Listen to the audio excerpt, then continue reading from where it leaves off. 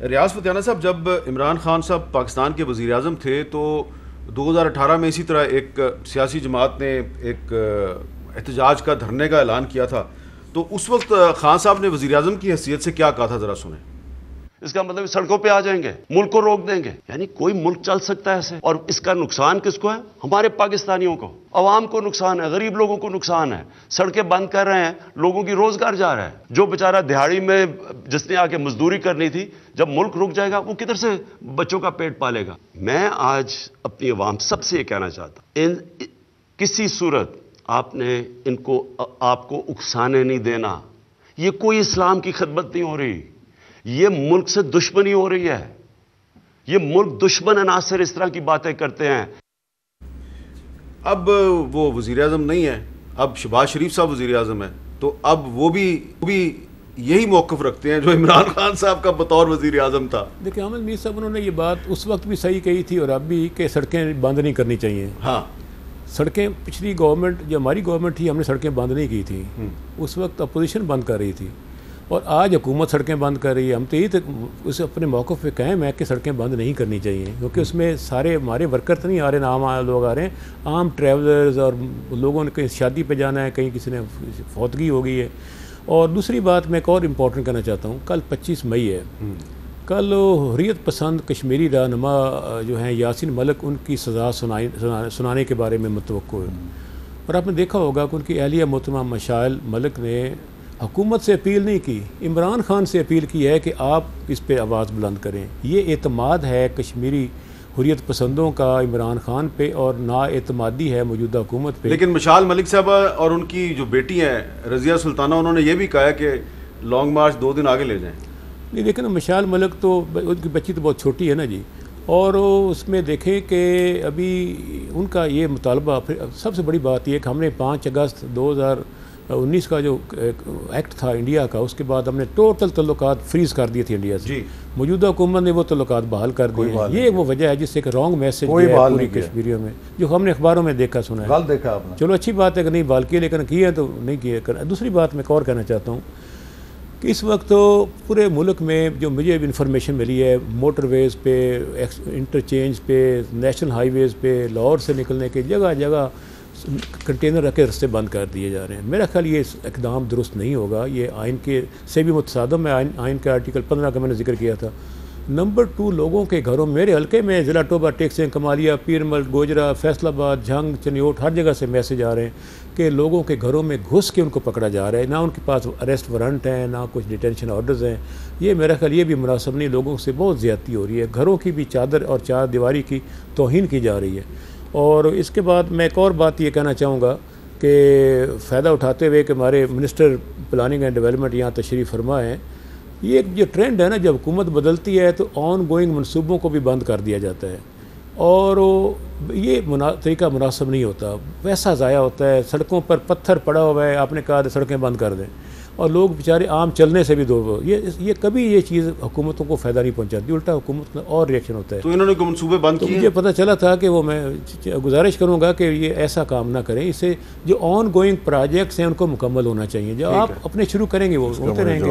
अच्छा, नासिर जावेद इकबाल साहब, ये अगर हुकूमत जो है वो थोड़ी सी फ्लेक्सिबिलिटी शो करे और कोई तरीका अख्तियार करें और तरीके इंसाफ से आपके ज़रिए रब्ता कायम कर लें या किसी और के ज़रिए, और वो तरीके इंसाफ वाले जो है वो ये कमिटमेंट दे दें कि जनाब हम इस्लामाबाद आएंगे, हमको रोड ब्लॉक नहीं करेंगे, और जो एक इस्लामाबाद हाई कोर्ट का फैसला है उसके मुताबिक एक मखसूस जगह पे हम अपना एहतजाज जो है उसको कन्फाइन करेंगे, जैसा कि तहरीक इंसाफ की हुकूमत के दौर में मौलाना फजलुर रहमान साहब अक्टूबर 2019 में आए थे, तो एक मखसूस जगह थी इस्लामाबाद में, वो वहीं पे काफ़ी दिन तक बैठे रहे और डी चौक की तरफ नहीं आए।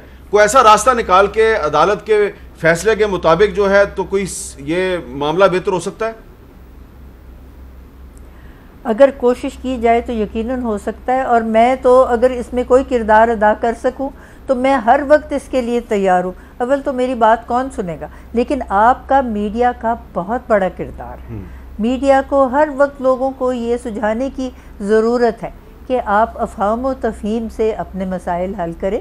और जैसे आपने कहा है, एक जगह उनके लिए अगर कर दें, जो इस वक्त आ रहे हैं कि जी आपने इस जगह पे अपने आप को मखसूस जगह पे कायम रखना है और किसी के मामले में आपने मुदाखलत नहीं करनी और ट्रैफिक नहीं रोकनी। और जैसे यहाँ लाहौर में जब ये क्रिकेट टीमें आई हुई थी तो हाई कोर्ट के एक जज साहब ने कहा था कि जी 2 रास्ते हैं, एक रास्ता आप खुला रखें, लोग बीमार होते हैं, एम्बुलेंस होती है, 100 मसाइल होते हैं, तो रास्ता लोगों का रोकना जो है ना, वो तो मैं समझती हूँ बहुत ही ख़तरनाक बात है। तो आप ये खुद आप भी कोशिश कीजिए। मेरे लिए कोई किरदार है, कोई भी पार्टी है, मेरी किसी पार्टी के साथ कोई सियासी वो नहीं है ताल्लुक़, मैं करने को तैयार हूँ अगर कोई सुने।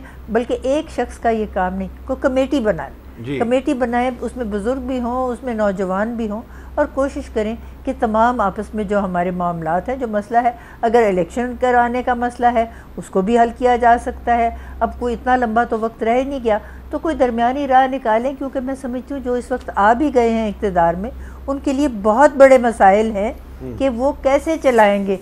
ये एक थोड़ा सा वक्फा है, 1 साल भी या 1.5 साल भी, किस तरीके से कि ये लोगों की रोज़ी रोटी जो है मुतासर ना हो और ये जो मसाइल हो रहे हैं ये ना हो। तो जो भी हो, हमको और आपको ये मिल के कर। बिल्कुल ठीक है। ऐसा नहीं इकबाल साहब, फ़र्ज़ करें कि अगर इमरान खान साहब को आप नहीं रोक सकते, वो पहुंच जाते हैं इस्लामाबाद, तो ये तो फिर हुकूमत नाकाम होगी ना, फिर तो शहबाज शरीफ साहब को इस्तीफा दे देना चाहिए। इस्लामाबाद पहुंचने का तो कोई झगड़ा नहीं है, हमने इस्लामाबाद को इन्वेजन से बचाना है। देखिए, वो एक लश्कर कशी करने आ रहे हैं, वो लोगों को ओपन कॉल दे रहे हैं कि ये जिहाद के लिए मैं निकला हूँ। जिहाद कोई फ़र्द, प्राइवेट सिटीज़न कॉल नहीं दे सकता, ये रियासत दे सकती है। यही तो वो मसला है जिससे पाकिस्तान ने इतनी दहशत गर्दी की अगर उनकी पार्टी के बिहाफ पे को लिख के दे दे जनाब कि हम इन्वेड करने नहीं आ रहे, हम एक मखसूस जगह पे रहेंगे, बाहर नहीं जाएंगे। काजी फायज ईसा साहब की सुप्रीम कोर्ट की जजमेंट है, उसकी रोशनी में अंडरटेकिंग दें कि हम एक पुरअमन मकसद के लिए आ रहे हैं, तो बिस्मिल्लाह। तो अगर वो इस जजमेंट की रोशनी में आपको अंडरटेकिंग दे दें, बिल्कुल, तो आप इनको आने देंगे? बिल्कुल, हम फिर भी चांस लेंगे। अगरचे 2014 में हमारा बड़ा तल्ख तजुर्बा है, वो ये है कि इन्होंने तमाम अंडरटेकिंग्स दी, उसके बाद इन्होंने बदतरीन वायलेंस किया। आपको पता है SSP इस्लामाबाद जो जुनेजो साहब थे, किस तरह उनके मनाजर वायलेंस, उनके साथ तशद्दुद किया गया। पार्लियामेंट को इन्होंने ओवरटेक कर लिया, PTV के अंदर जाके तोड़ फोड़ करके टेक ओवर कर लिया। हमें प्रॉब्लम यह है कि इनका जो माजी है वो इतना ख़तरनाक है कि इन्होंने तमाम अंडरटेकिंग्स दे के बदतरीन तशद्दुद किया। अब हम फंसे हुए हैं इसमें। लेकिन मैं फिर भी आपके प्रोग्राम के ज़रिए इमरान खान साहब, जिनसे ज़्यादा तवक्को नहीं, लेकिन उनकी जो सेकंड लीडरशिप में रियाज फतेहाना साहब जैसे, असद उमर साहब और कई समझदार लोग हैं, खान साहब पे असरअंदाज हों। देखिए, तशद्दुद की तरफ मुल्क को ना लेके जाएँ। आप शेख रशीद साहब की बातों पे तब भी जब चले थे और आपने टेक ओवर किया था पार्लियामेंट को, उसका नुकसान हुआ था। आपके जो जमात में समझदार लोग हैं उनकी बात सुने, आप मुज़ाकरात करें। हर सियासत के हर मसले का हल मुज़ाकरात के जरिए है। और 25 मई को मैं अभी तक ये समझ और मुज़ाकरात जो है ये सुप्रीम कोर्ट की जजमेंट पे, काजी फायज ईसा साहब की जजमेंट उसकी बुनियाद हो सकती है। और आखिर में मैं ये कहूँगा, देखिए, मैं अभी तक ये समझने से कासिर हूँ उजलत में 25 मई का क्यों इंतखाब किया गया, जबकि सबको पता था कि भारत यासीन मलिक को सजा दे सकता है और उधर IMF के साथ पाकिस्तान के मुज़ाकरात आखिरी, इसलिए कि शायद उनको किसी ने बता दिया था कि शहबाज शरीफ साहब असेंबली तोड़ने पे राजी हो चुके हैं और उसका एतराफ़ अब आपके कुछ साथी भी करना शुरू हो गए।